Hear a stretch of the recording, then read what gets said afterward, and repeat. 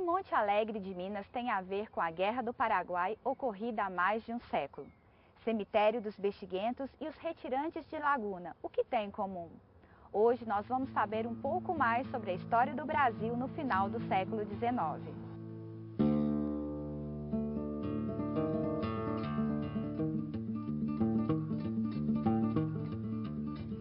Em 1967 foi construído um monumento.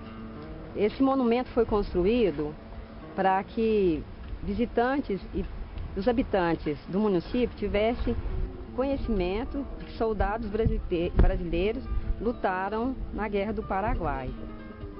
Para a gente entender isso, a gente precisa fazer um relato histórico. Em 1811, o Paraguai tornou-se independente e se propôs a ser um país autossuficiente. Para isso, ele implantou indústria, criou escolas, desenvolveu a agricultura e fez a reforma agrária em 1823. Com isso, o país não precisava importar produtos estrangeiros. Então, a Inglaterra sentiu-se incomodada, porque ela precisava de mercado consumidor. E, aproveitando de tensões históricas que existia entre Brasil, Argentina, Paraguai e Uruguai, ela tratou de armar esses países para entrar em guerra contra o Paraguai. Então, a Inglaterra fez vários empréstimos para esse país se armar. Ela financiou e fomentou a guerra. Os países começaram a formar os seus exércitos. Aqui no Brasil, o exército foi formado de uma forma muito cruel, porque foram recrutados os indígenas, homens, escravos, e mulheres e até crianças. Essas pessoas, elas não tinham a menor condição de ir para a guerra, muito menos vencer uma guerra. E estava servindo aos interesses ingleses, né? Porque por trás da guerra estavam os interesses ingleses. Então essas pessoas viajaram para o Paraguai. O Paraguai perdeu grande parte do seu território, que foi anexado aos países vizinhos. E o Brasil, a Argentina e o Uruguai contraíram uma dívida muito grande com a Inglaterra. E o Paraguai, para conseguir sair daquela situação de penúria, de miséria, de fome, de destruição, foi obrigado também a contrair empréstimos da Inglaterra.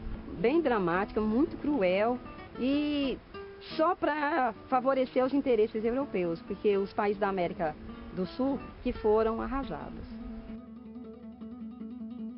O batalhão Voluntários da Pátria surgiu a partir disso, justamente porque eram voluntários, não eram militares, não tinham fardamento, não eram treinados e foram em favor do país, e foram em luta pela pátria como voluntários, sem nenhum preparo, sem um armamento adequado.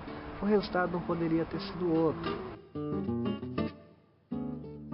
Ele deve ter sido recrutado, não estava recebendo. Do meu ponto de vista, não era nada ventilado, né? O homem de antigo era mais valente que o de hoje. Você sair de São Paulo, de Minas, vai brigar lá em Coxim, lá no Paraguai, não é brincadeira, não tem sem estrada, sem ponte, sem nada. É um dos bravadores.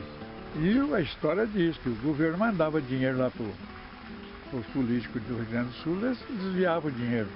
Quando o nosso exército ia perdendo elementos, a força, eles libertaram os escravos, libertaram os prisioneiros, para ir para o front. Foi já no fim da guerra. Cara. Tiveram uma derrota em Laguna, voltaram a pé, com fome, com sede, vitimados de cólera, varíola, e foram morrendo pelo caminho. A última batalha, que foi a retirada de Laguna, que durou 3 anos, foi a batalha mais dramática, que o exército brasileiro perdeu e alguns deles conseguiram voltar.